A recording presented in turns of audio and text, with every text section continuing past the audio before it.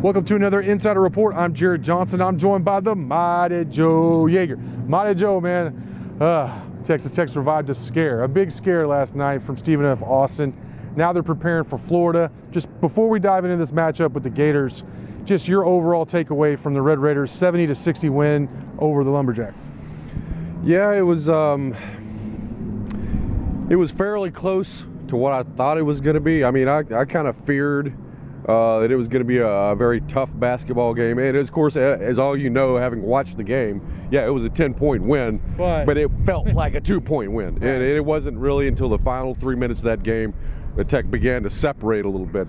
So it was just hanging on by the fingernails, and then eventually your depth and your talent all begins to tell, and Keenan Evans begins to tell. He's a big part of that talent, you know, right? So, yeah, it was a white knuckler the whole way.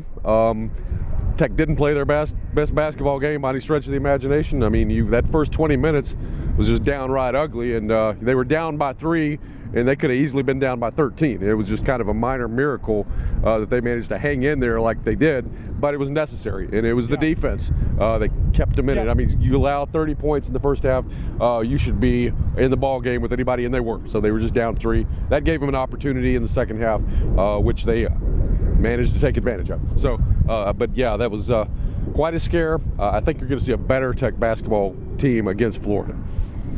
Speaking of Florida, let's just your main key as far as for Texas Tech in order to just survive and advance, get to the Sweet 16. Yeah, and this is probably the most obvious thing, but it's important. They shoot an awful lot of 3-point shots, a lot more than their opponents, and they make a lot. They shoot right around 38% from 3, which is really, really good. And if Tech was composed differently, if it was designed differently, as they say, if the DNA in this program was different, that would scare me a little bit more. But I mean, that, in a way, that kind of plays in to Texas Tech, because Texas Tech is it's a defensive-oriented basketball team and a program, and that was something that Chris Beard was talking about in the press conference, is how much effort and time they actually put into defense. And they're ratcheting that up against Florida too, because they know what's coming, and so they got to be ready to get out there and defend that 3-point shot. Does it remind you kind of like Kansas? As far as you have to run them, you have to run all their shooters off the 3-point line. You'd rather take your chances with them driving in rather than them just bombing away from 3-point land. Yeah, that's a very, very good comparison.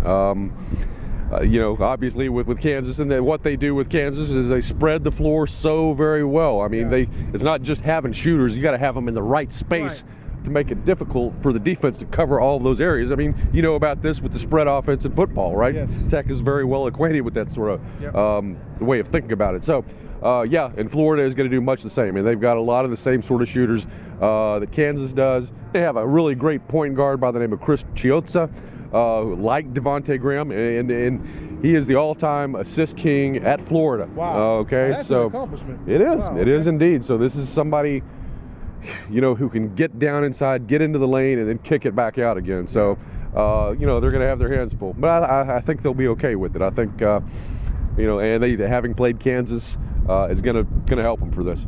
We just got out of Chris Beard's presser Friday before the game Saturday. Top 3 all-time coaches and pressers consistently for me. I've covered all NFL, NBA, all of college. He's top 3, if not the best, as far as consistently in pressers. What was your main takeaway from his presser today? Man, it was all about the chow today, which is that's close to my heart. I mean, I wish we could get Chris Beard to send in a couple of food questions to the old mailbag from the way. That would be a great honor. Wow. I mean, he was all talking about Whataburger and root beer milkshakes with Bob Knight and just crazy stuff like that. But really, I thought he was relaxed today, in a very good mood. Just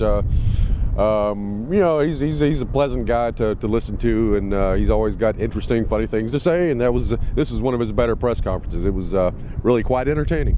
The whole team was loose. I was in the locker room earlier interviewing players, and they were really loose. So that's interesting to see, between the games here. All right, Mighty Joe, final question. Who do you think is going to be the surprise player for Tech? Who's going to really step up, you think, and make a difference if they are to advance? Right. Yeah, I don't know how much of a surprise this is, but I think you're going to see Jarrett Culver bounce back. Wow. You know, he had a very rough game against Stephen F. Austin. Everybody knows it. He had problems and issues with the turnovers. And, you know, he did a little contribution on offense. He scored a few points, but I think he's capable of rebounding. I think probably if you're Texas Tech, you want to sort of get away from putting him in situations where he's having to make quick, hard, floor general type decisions. Yeah. You want to get him involved in other ways, and I think they'll do that. And I think you're going to see him knock down some big shots. I think he can be a force on the inside as a rebounder. Florida is not a great rebounding team. I believe they're -2 rebounding margin for the season. So Tech got rebounded Stephen F. Austin by 10 last night. Right. So maybe Tech and Jarrett can do some work inside and get the job done that way. All right, Texas Tech takes on Florida, 7:40 Central Time here at the AAC. Great stuff from you as always, Mighty Joe. Thank y'all for watching, and until next time.